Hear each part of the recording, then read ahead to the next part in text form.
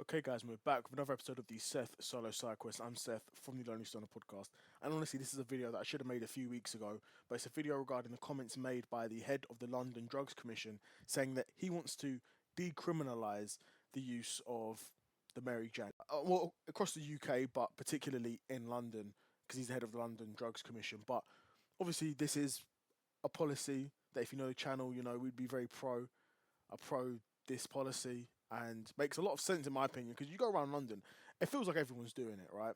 And decriminalisation is the best route to go down in my opinion, because legalisation turns it then into like a business that we're seeing like in America, where you're seeing exorbitant prices, really high prices for a very regular product that should be, you know, 50, 60, 70% cheaper than it actually is. But because of it's been legalized now, and now all these businesses are entering the space, and the nature of capitalism is, you start with the business, you need to continue to grow it for the sake of it, continue to increase margins, make more money, expand, expand, expand, grow. That's just the nature of the capitalist market. That then affects the end user, right? Because when you used to pay, I don't know, 20, 25 for a 3.5, now you're paying 60, $70 for a 3.5. And they'll tell you all the lies, or not all the lies, they'll tell you everything you want to hear: flavors, top shelf, this flavor, crossbreed, hybrid, whatever. They'll tell you whatever needs to be told to you, right? But that's a problem with legalization. But decriminalization means, and the way the London Drugs Commission put it was, he's no longer trying to penalize the user, but rather the ones that are, exploiting others, through illegal immigration, dealers dealing at a large scale.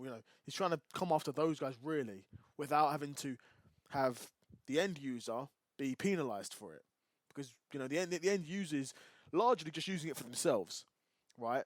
And I believe we should live in a world where if you're doing something to yourself that you want to do and you're a consenting adult, no one should be able to tell you otherwise. It's nothing to do with them, you know. So I'd be happy to see it. I know, well, I don't know, but I hear that London Mayor Sadiq Khan is, well, he's the one who's sort of leading this as well. I think he appointed the bloke whose comments from the head of the London Drug Commission. I think, Sadiq Khan sort of headed up that sort of project group. So it's obvious Sadiq Khan's, sort of involved in it, and is also pro this policy as well. And had mentioned before that he'd want to see a sort of LA or California style decriminalisation to London. Obviously, unfortunately, in the UK, individual areas of the UK can't act alone. You can't govern yourselves. It all has to be done centrally at Downing Street.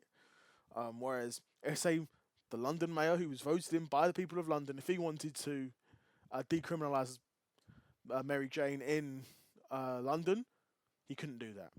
But I think we should live in a world where if someone who we voted for to be the mayor of this place, then he should be able to make some decisions, right? Whereas the way it is now, it feels like these roles, they're pretty pointless.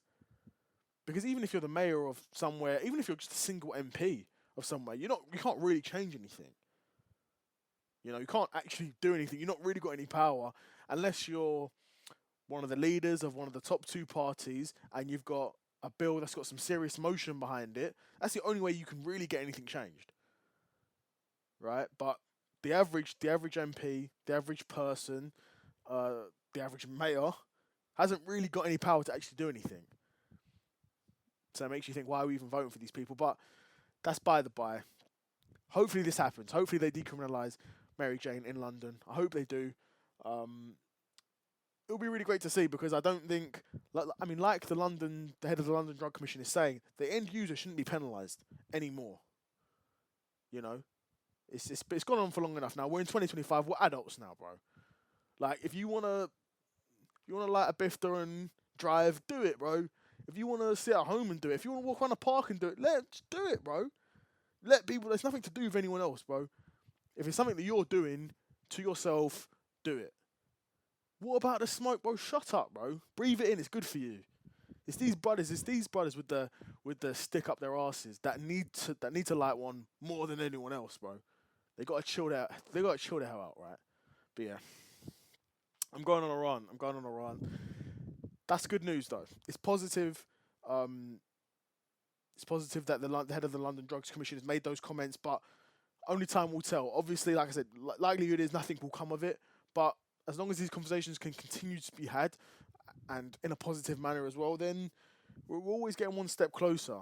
We're always getting one step closer. But yeah, that's it from me. Another episode of the Seth Solo Side Quest in the bag, and I'm out. Peace.